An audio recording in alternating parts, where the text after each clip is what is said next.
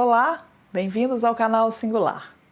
São tantos eventos musicais ligados ao dia 18 de março que o episódio de hoje faz uma pequena viagem no tempo para falar do lugar que a música tem ocupado ao longo dos anos, como ela tem sido apreciada, distribuída e produzida em diferentes momentos. Nossa pequena viagem começa com Caruso, em 1902, passa pelo movimento punk com a banda The Clash e segue até o groove pop do Maroon 5, passando também por Chuck Berry e Guerra Peixe. Começamos com Caruso, o primeiro grande cantor lírico que virou um astro popular de sua época graças à tecnologia de gravação que surgiu no início do século XX. Em 18 de março de 1902, Caruso foi o primeiro cantor já reconhecido a ter sua voz registrada por uma máquina. Depois dessa primeira gravação, ele gravou vários outros discos, o que o tornou conhecido em muitas partes do mundo e acabou alavancando sua carreira. O primeiro artista que se tornou popular surgiu dentro da música erudita, graças a uma inovadora tecnologia que mudaria radicalmente a maneira das pessoas se relacionarem com a música.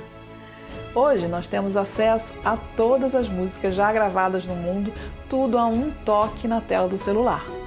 Mas no início do século XX, antes da invenção do rádio e da TV, e com os processos de gravação ainda engatinhando, para se ouvir música era preciso ser ou conhecer uma pessoa capaz de tocar um instrumento. Então era muito comum as pessoas tocarem acordeon, violão, piano, nem sempre muito bem, é verdade. Mas fosse por necessidade ou por gosto, tocar um instrumento fazia parte do imaginário e da realidade de muitos jovens por quase todo o século XX. E alguns desses que se aventuraram a tocar um instrumento acabaram mudando os rumos da música e com ela também o comportamento das pessoas da sua época. Um deles foi Chuck Berry, guitarrista e compositor que nos deixou no dia 18 de março de 2017, aos 91 anos, considerado um dos pais do rock. O rock tem muitos pais e mães, mas ele não só foi um dos seus precursores, como certamente inventou a guitarra rock.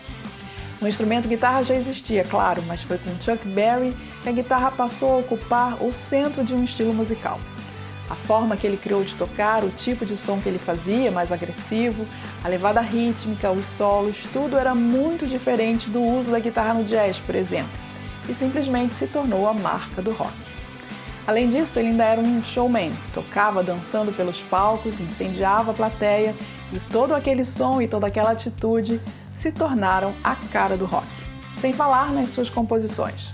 Com Johnny B. Good, Roll Over Beethoven, Rock and Roll Music e várias outras, Chuck Berry mudou a música na década de 50. Lembrando que outro grande astro que surgiu nos anos 50 e marcou o início do rock foi Elvis Presley, mas o som da guitarra das suas primeiras gravações era ainda muito próximo do som do country. Foi com Chuck Berry que a guitarra ganhou esse som e esse destaque e acabou virando a marca do rock.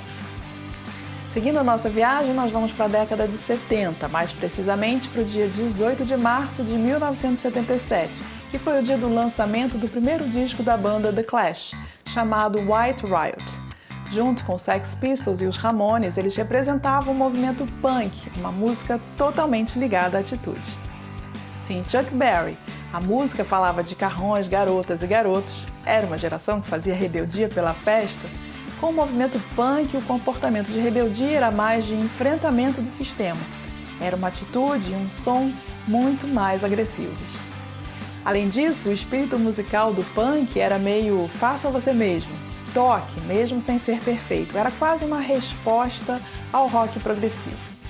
O punk era como um retorno ao início do rock, considerado agressivo para sua época. Elvis, Chuck Berry chocavam, os Beatles também. Mas o rock progressivo tinha deixado tudo mais complexo, um pouco mais enfeitado. Então o The Clash era como um retorno a um som mais cru. E essa ideia de retorno fica bem clara na capa do terceiro álbum da banda, chamado London Calling, que é uma alusão direta à capa do primeiro álbum do Elvis. A banda The Clash trazia algo mais marginal, algo que confrontava o comportamento sóbrio. E é sempre assim. Muitos comportamentos e estilos musicais surgem como um antagonismo ao que está estabelecido. E aí, um tempo depois, aquilo que era tão inovador passa a ser o estabelecido e assim a música segue. e nossa pequena viagem pelo tempo também. Nosso próximo destaque é Adam Levine, vocalista da banda Maroon 5, nascido em 18 de março de 1979.